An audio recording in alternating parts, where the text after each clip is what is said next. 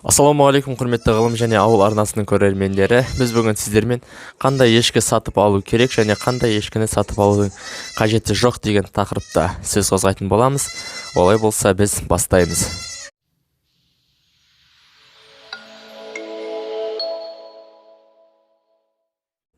Егер де сіз сүті үшін сатып алатын болсаңыз ешкіні, және сатылып тұрған ешкі әлі бірде-бір рет сауылмаған болса, 3-4 рет лақтаған болса, онда мұндай ешкіні мүлдем сатып алудың қажеті жоқ.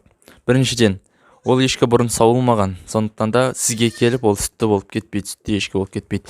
Екіншіден, оны үйретуде оңайлыққа соқпайды. Үшіншіден, үлкен ешкіні арзан бағаға ешкім сатпайды, сондықтан да жаңағы кейбіреулер қызығады, ой тұқымы жақсы екен, құлағы әдемі екен, желіні үлкендеу екен. Ол желіні қанша үлкен болғанмен, ол бұрын соңды сауылмаған, сондықтан да ол сізге келіп сүтті ешкі болмайды. Оны қандай адамдар сатады? Біріншіден, оны басқа жұмысы бар, үйіне басқа жұмысы бар. Жай ғана бір асыл тұқымды жақсы ешкіні сатып алып әкеп қояды да, сосын соның лақтарын сатып отырады. Лақтарын сатқанына мен мүлдем қарсы емеспін, ол қайта жақсы өскен жақсы лақтар болады. Ал ешкінің өзін қымбат бағаға сату ол дұрыс емес. Яғни сауылмаған ешкіні қымбат бағаға сату ол дұрыс емес. Өйткені ондай жағдайда сатушысы ұтады да, ал сатып алған адам ұтылады. Өйткені ол сүтті ешкі болып кетуі өте қиын жағдай. Тағы қандай ешкіні сатып алуға болмайды?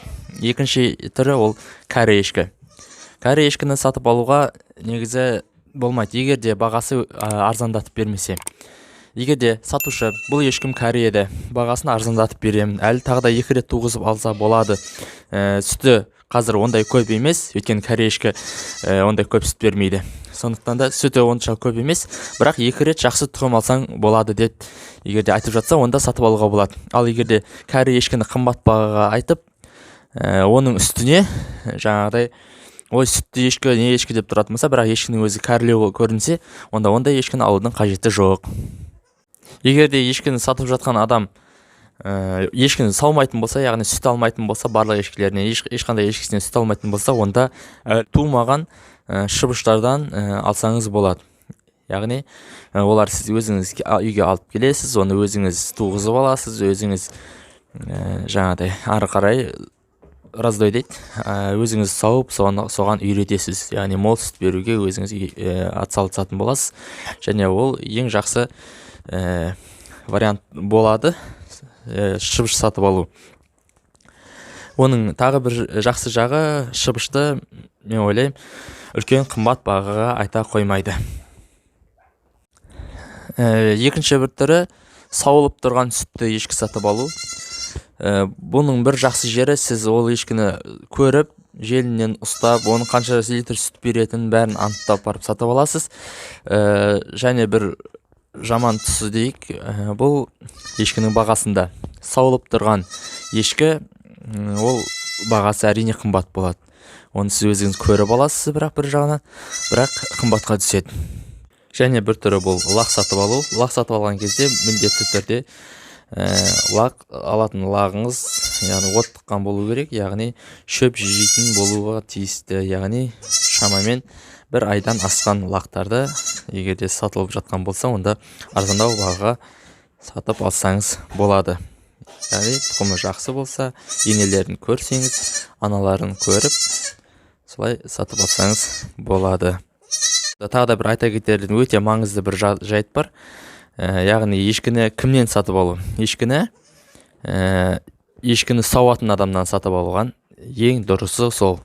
Ешкіні сауатын, сүтін алып, сүтін сатып отырған адамнан ешкі сатып алсаңыз, сіз ұтылмайсыз. Өйткені ол адам, сіз ойлайтын шығарсыз, мүмкін ол адам жақсысын алып қалып, жаманын сатады ғой деп.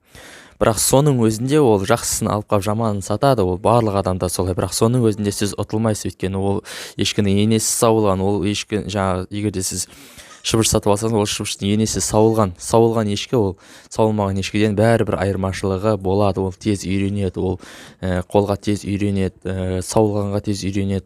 Сауылмаған ешкіден қарағанда тезірек, жаңағы раздой жасалып, тезірек сүтті ешкі болып кету деңгейі жоғарылақ болады.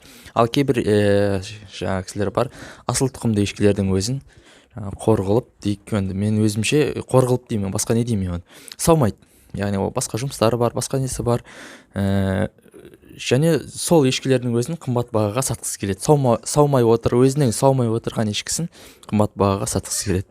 Мен енді ондай кісілермен келісе алмаймын, өйткені сауылмаған ешкіні қымбат бағаға сату ол менің ойымша дұрыс емес. Ешкі сатып аларда ешкіні сатушыдан не үшін сатып жатқанын сұраған өте дұрыс болады, өйткені ең дұрыс сатылым ол, яғни потолок дейді оны, яғни қанша ешкі ұстай алады, сонша ешкі ол ұстап жатыр қазір, одан артығын ұстай алмаймын десе, онда сондай кісілерден ешкі сатып алғанда бір жағынан дұрыс. Олар жаманын сатып алып, жаңа айтып кеттік, жаманын сатып жақсысын алып қалады, бірақ өздері сау отырғандықтан олар сүтті ешкі болады, бәрібір де оңай ол ешкілермен жұмыс жасау. Мысалға айталық, алдын Қарағандыдан бір кісі ешкілерін сатты, яғни шыбыштарын сатты.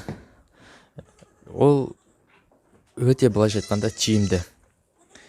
Неге дегенде, ол кісі одан артық ешкі ұстай алмаймын, 50-ден артық мен ешкі ұстай алмаймын деді.